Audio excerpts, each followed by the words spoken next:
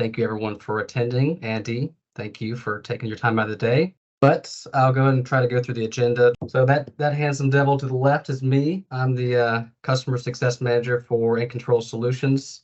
I work with operators like Andy and Matt, and I just kind of help them adopt our software that we get to go over today. Housekeeping. So me, Andy, Curtis, and Christine and Matt, we're on the panel, so you can see us.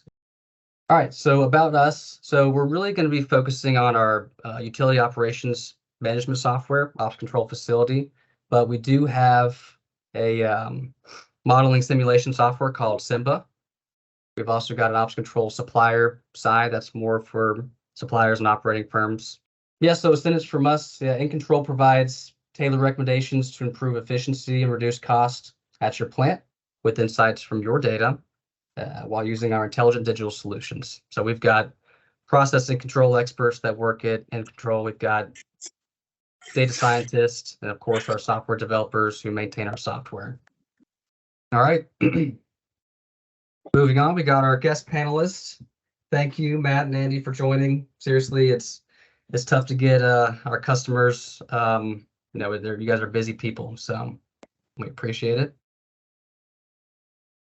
And then we had another customer who couldn't make it. So Curtis, who works for In-Control, he's going to be able to talk us through the work we've done for that customer.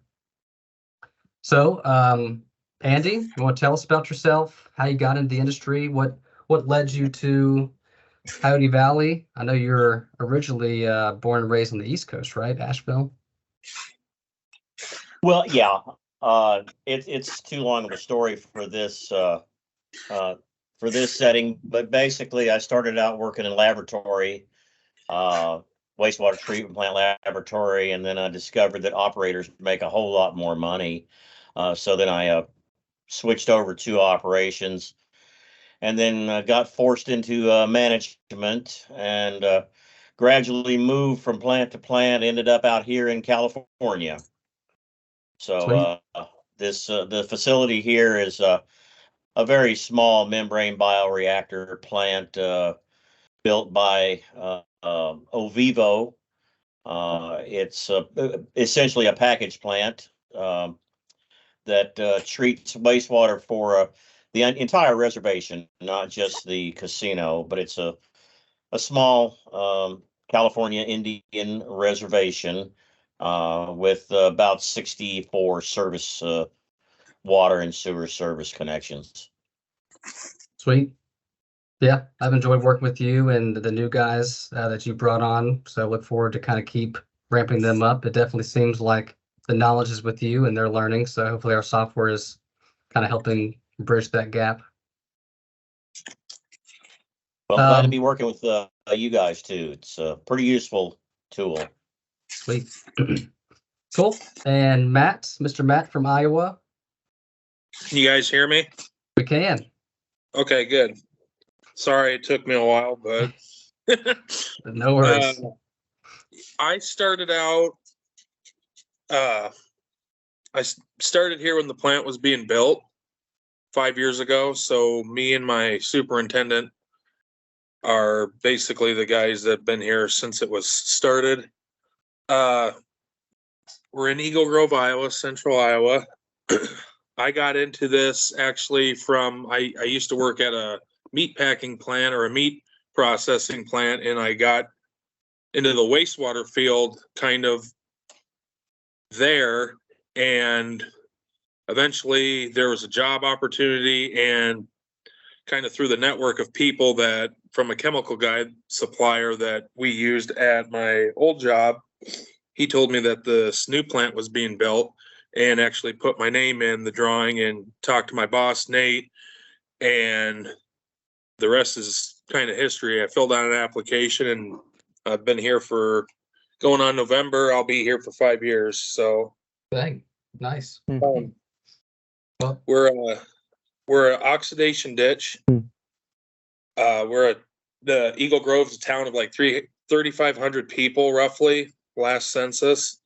So, but this plant was built because of a huge big pork processing plant. And so we are a huge industrial flow instead of it's not just residents, it's mostly just industry. Okay. This plant is also an Ovivo plant. It's an oxidation ditch. There's the step up from the RBC plant that we had is leaps and bounds because there's way more computers here. So working Nice. with opsCTRL and kind of getting everything maintenance wise put into the program is awesome. It's really helped smooth things along because, as you guys know, the alarms, it kind of lets you know when you're and this is also hooked to the SCADA, so all the data is on this computer too, or this Right. program. So yeah, it's been the last couple months I've been working with Brad, and he's helped me a lot with kind of refining it and making it do more than just letting you know that there's an oil change coming up. So I really appreciate that too. Yeah, my And, boss is on here. You hear that, Karsten? No, I'm just joking. Yeah. I just told my boss was on here. Matt, Yeah. I've enjoyed working with you for sure, and I'm actually excited to kind of show some of the new charts and work orders that we've done. So yeah, definitely, it's definitely a pleasure. Yeah, thank you. Mr. Curtis, since Kevin, one of our other customers, couldn't make it, I work with Curtis a lot on, for instance, helping with Andy and Matt's facilities, kind of making sure the charts work right, the alarms work right. Curtis is a former operator. I'll let you kind of do an introduction, Curtis. Sure. Yeah, so former operator, worked several years in drinking water and wastewater treatment. Still an operator at heart, I like to say. Yeah, so did that for a few years, enjoyed it. Did a little bit of a career pivot, started on here with In Control a little while back, working on the opsCTRL platform specifically. So I get to help our users a lot during sort of the onboarding process. Been helping Matt a fair bit lately as well, just with some of their calculations they have set up. So yeah, happy to be here. Actually see a former boss of mine, Paul, from one of the previous plants that I worked as an operator on the call right now. So hey, Paul, Cool. good to see you. But yeah, so just happy to be here and try to sort of bring in operators' perspective a little more to things. And yeah, just excited to be here. Sweet. Thank you, Curtis. Welcome, Paul. Glad you can make it. Matt, it looks like I've got Eagle Grove up first, which is perfect because I know I've been working with you on a couple of some new work order or work rounds. So this is and Matt, you're totally okay with us sharing your dashboard, right? We talked about that. You're fine. Sweet. Go Thank ahead. you. So this is an opsCTRL facility. So we have operators like Andy and Matt in here. This is there's a couple of different modules. Obviously, we've got the data, alarms, maintenance, library, assets, and then the dashboard here. So we've got a data device at Matt's facility where we're able to bring in secure live data. So we've got, looks like this is the first basin. And then we have an anoxic zone. So you don't have an anoxic tank, right, Matt? So you have an area in your aeration basin that's anoxic, and you have an ORP probe. Correct. Right. And that's so the data that's showing up on the graph, the ORPs. Okay, cool. And I am not an operator, but I think ORP is oxygen reduction percentage, right? So we're trying to get make it anoxic. And then you've got, I guess, a wall in your basin, and then over the wall is then the aeration zone over here. Correct. Cool. So I guess you leverage these charts quite a bit, right? They're the first ones that pop up, and we can kind of use them to see if there was a swing in like DO. Sometimes if you move it to usually at night they go, so obviously when if we get more of a load, the DO tells the computer or tells the aerators to ramp up. So it'll show like an influx, and it'll show it at that time and that specific date and everything. So you can kind of gauge on when the activity was the highest. Sweet. And then I know that I've worked with you. So this is part of the fun that we get to do, right? We get to work with our operators and go and try to find ways to make their lives easier. So Matt, I know we have worked on a workflow, and it's not always perfect when we work on it. So we have to kind of work out the tweaks here and there. But we are doing a settability test for your oxidation ditches, right, Matt? So Correct. we actually set up this cool workflow that we've converted from something that Matt was doing on pen and paper. And what he does is he goes through here. I'm going to begin this workflow, Matt, but I won't finish it. Okay. And then he can go in at the different 5-minute intervals, right? There's 30, it's for 30 minutes. You do it every 5 minutes, basically. That's how I gather it. And you'll enter in today's date and then that lab measurement. And then we get to, let me just make sure I don't save that. Go back here. Sure. And then what's nice is after you do that, it shows up on a graph that I'll show in a second, but you also have to do your mixed liquor grab sample. So I think today you haven't done that yet, right, Matt? Correct. So I'm going to go ahead and do this with you just so we can get it in the system and kind of show that chart, because I think that'd be cool to show everyone. Okay.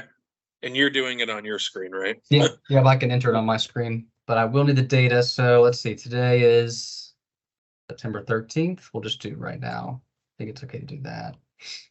And then what was the lab measurement for your oxidation ditch 1? For yesterday, for my Mixed liquor grab sample? Yep. It'll be 5024. 024. And for the second ditch?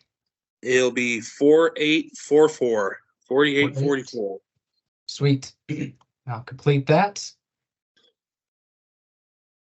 Do a quick maintenance log.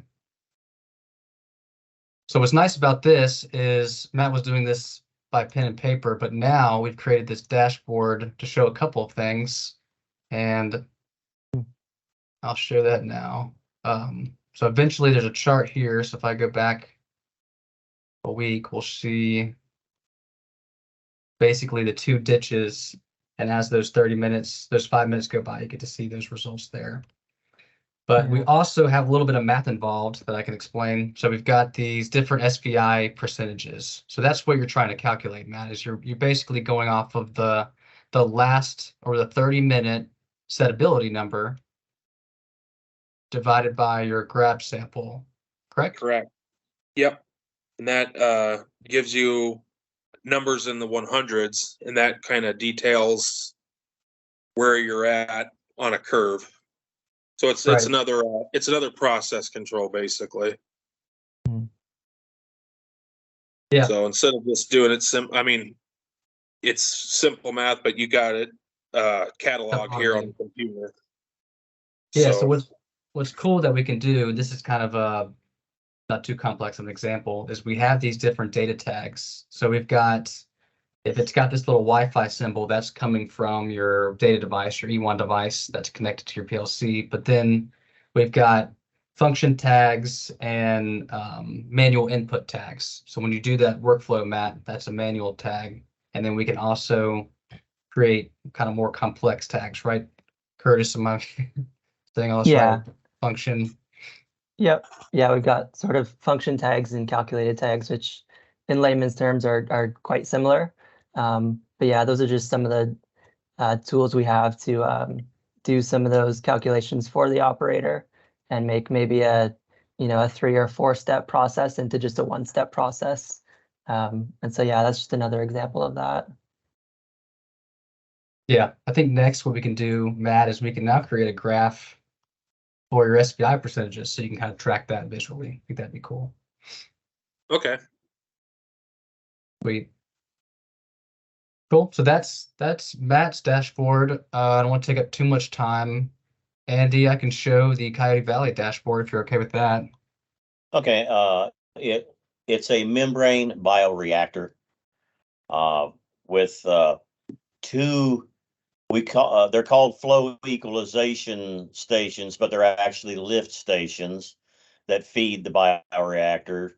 And then from that, we have a reclaimed water storage tank and a distribution system. So the different dashboards, let's see. Can you see my cursor? No, but I can navigate wherever you'd like me to go. Okay, don't need to. The different dashboards that we use are or that I like to use generally. My number one parameter is flow and tank levels.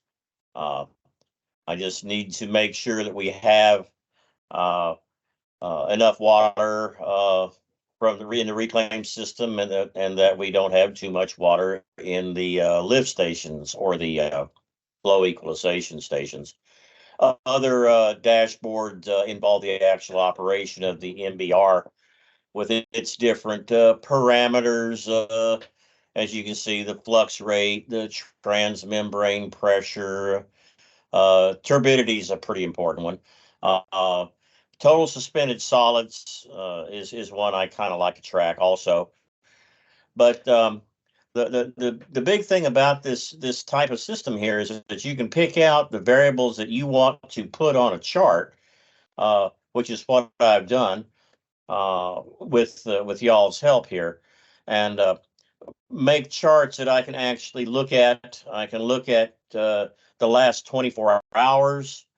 I can also click and look at the last week to establish trends. And for you engineers out there, trends are vital for plant operation. You have to know which way this thing is going so you can know which way to steer it. That's just an important consideration. So you may notice on these trends there's a big gap. We just completed a maintenance shutdown and just started the facility back up yesterday. So that's what these flat lines are that you see on these charts for the week.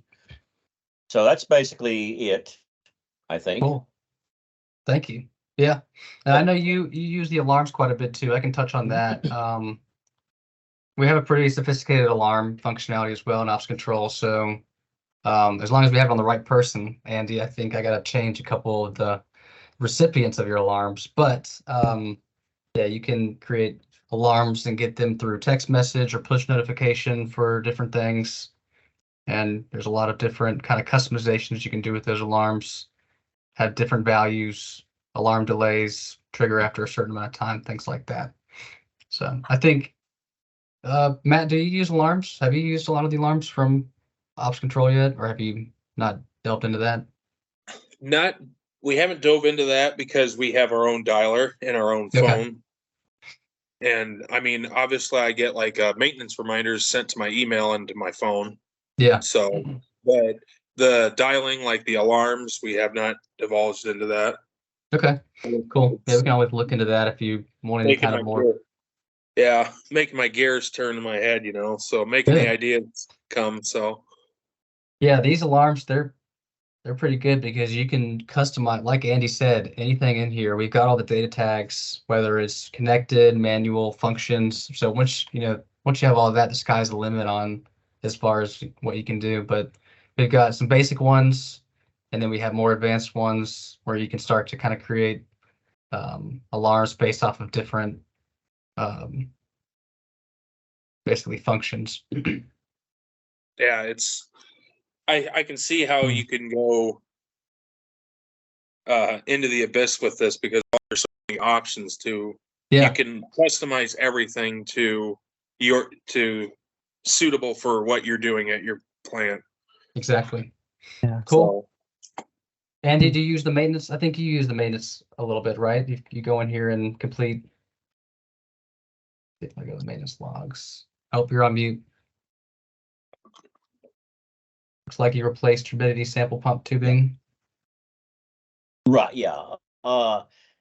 This generally what I use it for is a maintenance log. And I'm guilty of not really using the maintenance function as much as I should. I think, Matt, you're a whole lot ahead of me on that. But it's I think it's just a matter of habit. Right. I've just gotten in the habit of paperwork. But Yeah, we see that a lot. anyway. But, we that's why we're here, to hopefully help you guys make a smooth transition so we can start to get things in kind of a digital presence. Cool. Thank you guys. Mr. Curtis, Kevin, who is another customer of ours, couldn't make it, but we've done a lot of good work with him. Me and Curtis have kind of worked on his dashboard. So Curtis, if you want to share your screen, we can take a little bit of time to kind of show what we worked on there. Awesome. Yeah, I'll do that right now. So yeah, this is our user's dashboard out of Champlain. So we've got this is sort of the main one. We'll take a look at starting out here. But we see this is sort of the lift stations dashboard we set up. So we've got pump usages, pump running hours. A lot of these are values that they were, again, sort of calculating manually. So pump usage, they would take yesterday's pump running hours, subtract it from today's. They were doing those calculations manually. Again, like we kind of went through with Matt's dashboard, those are calculations that in this account we're doing for them automatically in the background. So all of these values in this table here were calculated by opsCTRL. Same for a lot of these other lift station tables. I'll go over this other calculations dashboard we set up. So we've got a few here. We've got this sodium alum used, which is an interesting one. So that's their coagulant, right? Their alum usage. Previously, they were entering the tank depth, so how much alum they had left in their tank. From there, they were calculating their inches used from the previous day. And from there, they were converting that into gallons. That was all happening manually. Now they still are inputting that tank depth measurement, but the inches used and the gallons used, we're calculating for them sort of automatically in the background. So maybe I'll just kind of pull up that workflow and I can show you the comparison. This is our library module right here. So a lot of our users like to store manuals, their original paper log sheets here, just as a sort of resource. So I can open up one of these. We've got this sodium alum daily usage. I will expand this. Let's see if we can pull up the actual workflow we set up here. Oh yeah, perfect. 1 second.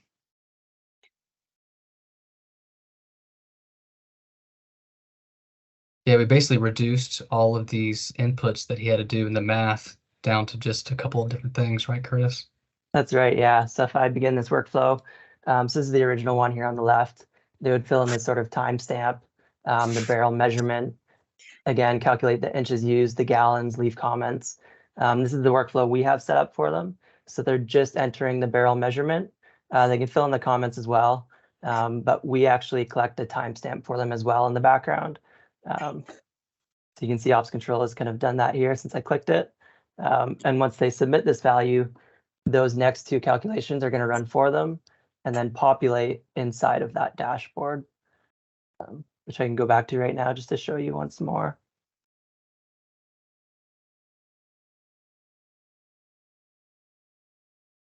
Yeah, and our customer, he raved about this because they were having a lot of disorganization with keeping their files. I think they had a flood too, so it was nice to kind of have a digital backup too. Yeah. That's crazy. Yeah, maybe had some paperwork destroyed. Mhm.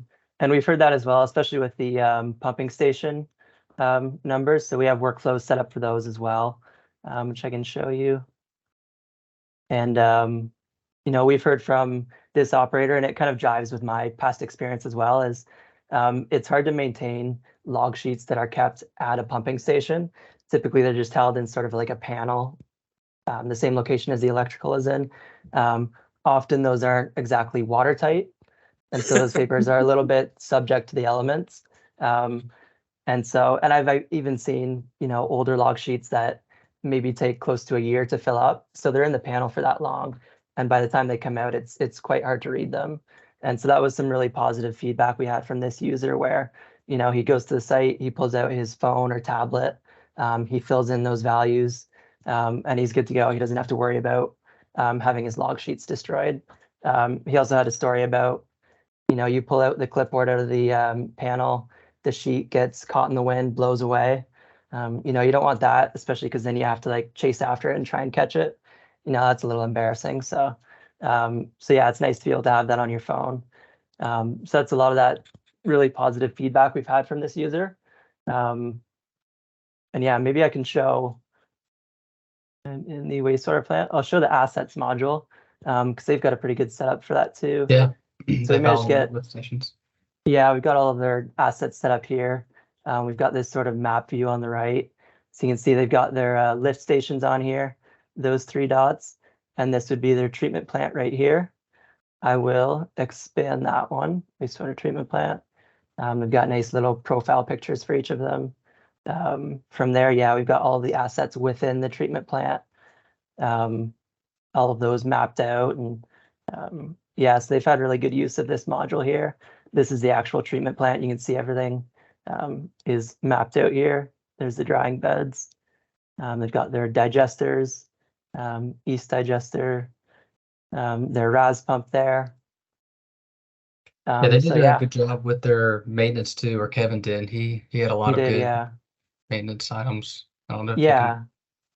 Yeah, we can show some of those. So he's got these kind of scheduled here with their workflows. So their daily lift station checks. Their lift stations are not online, so they're not connected to their SCADA system. So every day they have to go there manually, run the pumps, sort of inspect things and make sure everything's working properly. He's got a lot of good use out of those. If you go to the maintenance logs here, I can just show you. This is sort of like a log view of all the different maintenance tasks he's done. We can open up one of these. You can see all of the values that he entered. This is from August 25th. So yeah, it's an interesting one there. Another cool kind of thing that we set up for him is a daily logbook. So a lot of treatment plant operators, at least in my experience, it's kind of the standard up here in Ontario. You typically keep a personal logbook where you log everything that you do in a certain day. You might have a separate sort of treatment plant logbook as well. Matt, Andy, I don't know if that's true for you guys as well. I think that's pretty standard for the operators up here in Ontario. And so what we did is we set up a workflow for him, a sort of logbook workflow. And so on here, he can come in, he can put in what he did each day, and he can actually store those logs here on opsCTRL. You can see that log entry here. So again, that's another thing that instead of, having it on paper and possibly getting destroyed by a flood, you can have it here on opsCTRL where it's saved on the cloud, and you can access it anytime. So yeah, a lot of really good usage out of this customer, and yeah. Sweet. Thank you, Curtis. Yeah, no problem. So I'll probably share the rest of the slides again, but if anyone out there who's listening has any questions or wants to comment, they can do so in the chat or Q&A. Dave is asking, do the operators have any manually connected values that would be important to alarm off? So Matt, Andy, Curtis, you guys have we don't have any manually entered values that would result in an alarm. Is that what the question was? Yeah. No. No. Yeah. Okay. Are you manually collecting or connecting values that could be important for alarms? to trigger an alarm, maybe. To trigger alarms, yeah. I can think of one just with Champlain, maybe just to kind of start things off. So they do record, I kind of went over their sodium alum barrel measurement each day. Most treatment plants that have coagulant like that, they typically have a certain tank level where once the alum gets down to a certain level, they know, okay, now it's time to order more alum, because it might take maybe a week or so to arrive. You don't want to order it too early because then you're getting too many deliveries and wasting money that way. But you don't want to wait too long either because you don't want to run out of alum. So most of them have kind of like a set point that they watch for. I'm not sure exactly what it is for Champlain, but that is a good example of, maybe an alarm that you would want to set off of a user input value. just to make sure that the operator is aware that they've reached that point, and that it's time to order more alum. So that could be one example.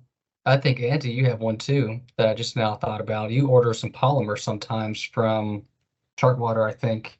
Doesn't that, you don't have to do that in a specific cadence? Am I remembering correctly? No, No? that reading is not tied into ops control. There's no automatic sensor for that. Right, but So we could. no, we just when you get to the red stripe on the barrel, that's when to order. Okay. So that could be something in the future. We could maybe make it where you could have an automated way to order more of that polymer. Basically, there's a chat feature that I don't think we got to cover, where you can reach out to any kind of suppliers or manufacturers for anything that you're ordering on an ongoing cadence for the facility, polymer, things like that. So we can look into that, Andy. But if you like the red Sounds line, good. okay. Sweet. Any other questions from the attendees? All right, so I'll start to close this out. We still have some time, so if anyone wants to slip in some last minute questions, feel free to. We do have some upcoming webinars that we're also doing. We've got one with decoding data and your frequently asked questions. That is with Christine. Who are we doing that with at In Control?